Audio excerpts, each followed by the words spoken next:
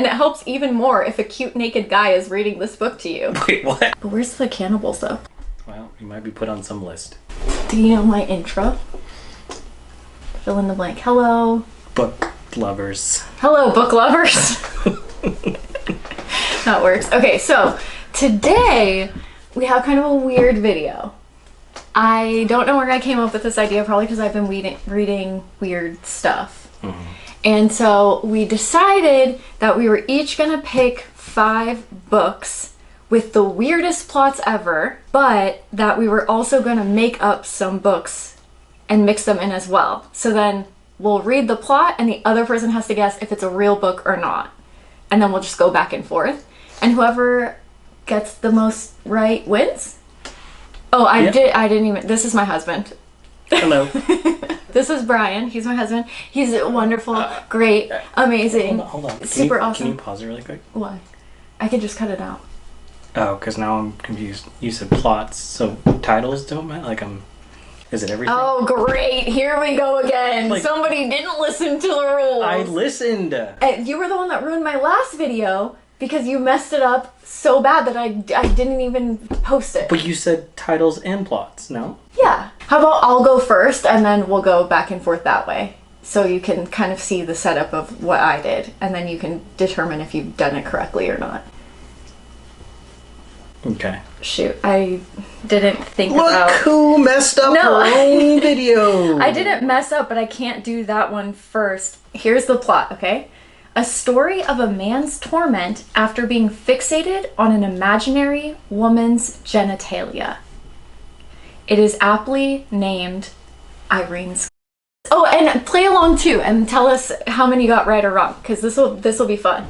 And then I'll keep like a little tally of how many each of us get right. So, Irene's, is this a story, a real book, or did I make this up? Can you repeat it one more time? Sure.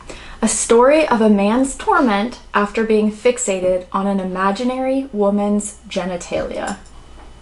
It's real. It is a real book. Yes. The author is Louis Argon, and I feel like with some of these, maybe if they're interesting enough, we could read like the actual plots. First published anonymously in France, which seems to be where a lot of the strange novels come from. Even he didn't want to be associated with his own book. Yeah. In 1928 is the last lost masterpiece of surrealist erotica. It says, like Story of the Eye, Irene's is an intensely poetic account, the story of a man's torment when he becomes fixated upon a genitalia of an imaginary woman and is reduced to voyeuristically scoping her erotic encounters. In between describing various events in brothels and other sexual adventures, Louis Argon charts an inner monologue which is often reminiscent in its poetic/surreal intensity of the work of other people. Translated by this, but yeah, so that's pretty much the plot. And here is what it looks like. Oh. I mean, if you're imagining something, you would want it to be not as that weird, Not terrifying? Okay, good job. You got that one right.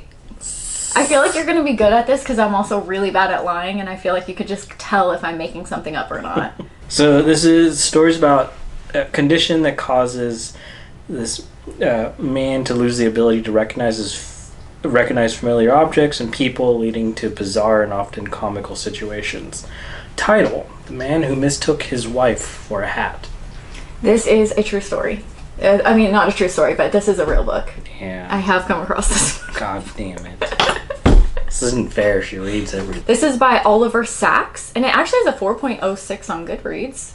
Yeah, you're welcome. In his most extraordinary work, Oliver Sacks recounts the stories of patients lost in the bizarre, apparently inescapable world of neurological disorders. There are case studies of people who have lost their memories and with them the greater part of their past, who are no longer able to recognize people or common objects, whose limbs have become alien, who are afflicted and yet are gifted with some uncanny artistic and mathematical talents.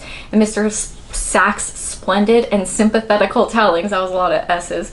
Each tale is a unique and deeply human study of life struggling against incredible adversity. I'm turning the heater off. It's fucking hot. It is super not hot. It's super hot. Don't run over my doggy. There we go. You're gonna name some books? Which one? This is book number 2. This is a story that is told from the perspective of the wind, broken down into 4 parts, one for each season. This beautifully written masterpiece of the 16th century delves into the complexity of even the smallest actions, from the breeze in your hair to the shapings of mountains. It was a novel ahead of its time, and it's called Brook the Weather, which I looked up what brook meant. It means to bear, suffer, or tolerate. So then it's a real book. You think it's real? It is. I made this up. I made this up and I just... So you picked a word that you didn't know what it meant? I googled Shakespearean quotes about weather to try to find a title. Clever tricks, huh? Thank you. Thank you. Playing on my lack of word knowledge. Would you read it though? Would I read it? Yeah. No. Oh. This book contains a variety of short stories that take place in a suburban town that features chickens. Some of the stories include a chicken's desperate escape and a surprise rooster. Title: Suburban Chicken Strangling Stories. Oh shit, I don't know. Strangling chickens, huh? Mm-hmm. I truly don't know if this is real or not. I'm gonna say it's... Did my homework. You did a good job. I'm so impressed. I'm gonna say this is not real. It's a real book. It's a real book. Strangling chickens is a real book. Yeah. Now I gotta pull this fuck up. This one doesn't even have a book cover. So I don't know how you even found this. This is by Craig Kilodney. It has 8 ratings on Goodreads. The quote says, "Is this brain a thing or what? Can I change it? What if it breaks? Can I return it for a different color? These and other are liturgical I got pontifications are addressed in suburban chicken strangling stories. But as Aristotle once says, I owe you nothing. Go away. I eat your face. And just as Luna moth of idiocy orbits the street lamps of nihilism, so do the violent surgeons of art. The new age centipede men meet on the great battlefield of corn, testing whether this nation, so conceived and so dedicated, can long endure. Now you will find all 4 types of sentences and all 8 parts of speech. Here you will find your lost carcass." What a roller coaster of a description. Holy. "Here you will find sanity. We need your money to buy cigars for orphans. We have not changed our underwear in 7 weeks. The stink of decay is everywhere, not just in your mind. Chickens know the world will end. This is why they cut off their own heads and jump into the deep fryer. It will be a dark and stormy night filled with cliches. The air will be full of bats. Bad haircuts will rule. So feel free to try something new. Free to live free for you. Stick your head in the television and electrocute yourself." Holy. Oh my god, I don't even... What the fuck is this? That was word salad. I have no idea what this is about. There's only one review. It says, "This is really childish and sometimes moronic." But it got me in the right mood. It helps not to be entirely sober, and it helps even more if a cute naked guy is reading this book to you. Wait, what? I don't know. I give the reader 5 stars and the book 4 stars. If you are in a serious mood, this isn't for you. Okay. You never read me naked stories naked. Don't read it all. Can we give a round of applause for that book? Because I'd have to read that now, I think. Well, you might be put on some list. This is number 3, right? Okay. A lonely, lovable, queer mountain lion narrates the story. He's dangerously hungry but intrigued by humanity. The mountain lion protects a homeless encampment near the Hollywood sign in Los Angeles. And it is called Open Throat. Real. It is real.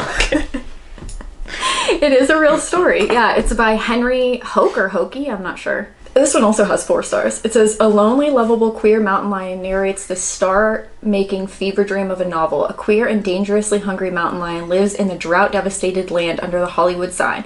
Lonely and fascinated by humanity's foibles?" What's a foible? "The lion spends their days protecting the welfare of a nearby homeless encampment. observing obnoxious hikers complain about their trauma, and in quiet moments grappling with the complexities of their gender identity, memories of their vicious father, and indignities of sentience. I have so much language in my brain, our lion says, and nowhere to put it. When a man-made fire engulfs the encampment, the lion is forced from the hills down into the city, the hikers call LA. As the lion confronts a carousel of temptations and threats, they take on a tour that spans the crucial inequalities of Los Angeles, the toll of climate grief, while scrambling to avoid earthquakes, floods, and the noise of their own conflicted psyche. But even when salvation finally seems within reach, they are forced to face down the ultimate question. Do they want to eat a person or become one? Okay. Those children that are screaming are not children locked in our house. They are outside. Okay. The experience of a man and his girlfriend who encounter incompetent officials, large animals, and limited food options while living in the South Pacific Islands. The sex lives of cannibals. I'm gonna say this is real? Yes. Woo! Okay, yeah. The sex life of cannibals adrift in the equatorial Pacific by J. Martin Trost. At the age of 26, Martin Trost, who has been pushing the snooze button on his alarm clock of his life by raking up useless graduate degrees and muddling through a series of temp jobs, decides to pack up his flip-flops and move to Tarawa, a remote South Pacific island in the Republic of Kiribati. He was restless and lacked direction, and the idea of dropping everything and moving to the ends of the earth was irresistibly romantic. But where's the cannibals, though? The title interested me. Yeah. But I don't think it had anything to do with like cannibals or... Oh yeah, he says... sex lives. Yeah. Great marketing title, but if you're expecting a different story, I think you'd be pretty disappointed. Yeah, interesting. There you go. Okay. All right, next up here we have this story. It's entitled The Dig, and it's about a group of friends that go on an archaeological dig hosted by one of the girls' fathers, where they extract extraterrestrial fossils from the Amazon. What they find will change their lives and humanity at large forever. It's fake. This is fake! How did you know? Oops, I gave myself a point. Whoa, what do you got going on? Wait, how did you know that was fake? I just felt it. Just felt the lies spewing from you. A little dramatic, but okay. That was good. Good job. Would you read that book, though? Not a bad book. Oh, okay. Again, another book of short stories that revisits survivors' harrowing escapes from torment filled with little people. Title, Nibbled to Death by Midgets. Okay, this has to be fake. Yeah. And you definitely made that up, and you're definitely going to piss off someone in my comments by making that up. I don't even know. Is that the appropriate term? Midgets? Yeah, that's definitely offensive. I don't know. We'll find out. Write it in the comments. I don't want comments of pissed off people. This is number 5, the last one. 2 stepbrothers who despise one another make a bet that if one loses, he'll have to fuck the other one. This is called the step bet. It's a little crazy, but real. It is real. And you know how I know that you never listened to me is because I talked to you about this story when you were playing a video game, and I knew that you wouldn't be paying attention. No, I felt it in my brain. This is true. It's by Riley Hart and Devin McCormick, and it is an erotic tale of 2 stepbrothers. Okay. Sometimes I want to punch that smirk off Atlas's pretty face. He's cocky, a troublemaker, a pain, and unfortunately my stepbrother. We've been fire and kerosene since our parents got together.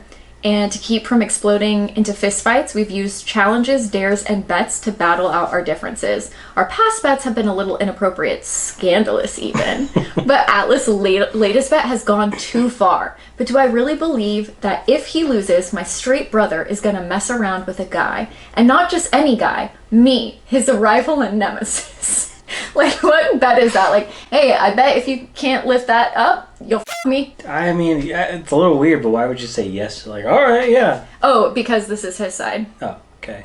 Sorry, I didn't read it all. I didn't give you the whole context of the story. Okay. He says, not just any guy, me, his rival and nemesis, not a chance. But if he's so confident he's gonna win, well, my big stepbro must not know me as well as he thinks. And then this is Atlas's perspective. I love getting under Troy's skin. Mr. Former Prom Queen, Mr. Heartthrob, Mr. Infuriatingly Perfect. Messing with him is too easy, too fun. Maybe that's why I'm a little obsessed with him. Our latest bet is the perfect way for me to test the bisexual waters. And once I dive headfirst into the deep end, I don't want to stop. With Troy, my stepbrother. He's gonna lose on purpose. Like, oh no. Oh, I accidentally fell into your ass. It was supposed to be just a little fun. Yeah, with each touch, I like him more than I should. It wasn't supposed to go like this. Now I want Troy to be all mine. But what we're doing has bigger consequences than our little step bet. And when the stakes are high, is it worth gambling our hearts when we know this is okay? Just so you are aware who you're married to, this came up on my recommended on Amazon. So it all comes down to this. If I don't get this one, then you win. And if I get it right, then we tie. All right. There's a new threat in town, and it's only 12 inches tall. Oh, God. How to survive a garden gnome attack. Defend yourself when the law warriors strike, and they will. I'm going to say this is real. Yeah. Yes, this is by Chuck Sambucino, and the description is move over zombies and adolescent vampires. There's a new threat in town, and it's only 12 inches tall. The second you said 12 inches tall, I'm like, if he's talking about little people like How to Survive a Garden Gnome Attack is the only comprehensive survival guide that will keep you or help you prevent, prepare for, and ward off an imminent home invasion by the common garden gnome. Once thought of as harmless yard decorations, evidence is mounting that these smiling lawn statues are poised and ready to wreak havoc. Dangerous. The danger is real. And it's your Class 1 gnome slaying and gnome defense expert Chuck Sambucino has developed a proven system. Assess, protect, defend, apply for safeguarding property, possessions, and loved ones. Strategies include step-by-step instructions for gnome-proofing the average dwelling, recognizing and interpreting the signs of gathering horde, and in the event that a secured perimeter is breached, confronting and combating the attackers at close range. You know what this reminds me of? Don't trust them. Protect yourself. I bought this book a long time ago. I thought it was like that. It's called How to Defend Yourself Against Alien Abduction by Anne Druffel. And it's an actual step-by-step guide. And I thought it was like a joke. It's, funny like that. Oh no, it's serious. If an alien is attacking, this is what you need to do. But if they do attack, you're ready. And I made a whole video on it. So if anybody is dealing with alien abduction issues, you can check out that video for help. Here's a quick guide. Yeah. But there are some creepy pictures in here. Just like potato images. Okay, yeah, they're not great images. Anyways, those are the books. We officially tied. Good job. Nobody has to f anybody in the butt. Woo! I did not know that was the thing. Oh. I thought we were following the step bet. Anyways, thank you so much for watching. Let us know how many you got correct. And we will see you another time with a different video or something. Goodbye. Bye. I got nightmares in my head, I fear that the thoughts build up until I can't hear, that my mind fills up into a creature, and it haunts me somewhere much deeper.